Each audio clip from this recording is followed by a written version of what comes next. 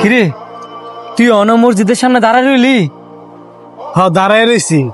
তুই আমার বন্ধু না কে রে? আমি হিন্দু দিকা তখন মসজিদের সামনে দাঁড়ানো কি নিষেধ নাকি? না না, নিষেধ হইব কে লিগা? তুই যদি ফাঁক থাকস তাহলে তো মসজিদের ভিতরে যাইতে পারবি। বন্ধু, আমি না একটা জিনিস লক্ষ্য করলাম, তখন মুসলমান ধর্মের মধ্যে আর আমাকে হিন্দু ধর্মের মধ্যে একটা পার্থক্য আছে। আর ওটা পার্থক্য তো থাকবোই, তগো ধর্ম আলাদা আমগো ধর্ম আলাদা।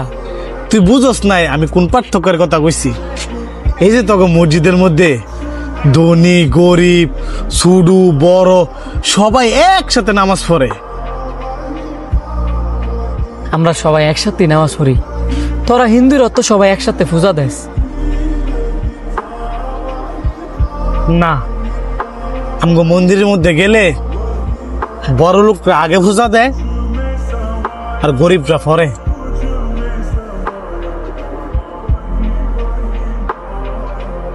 ওইসে লহে দিকে ঘুরতাম যাই, এক লগে চা খামনে।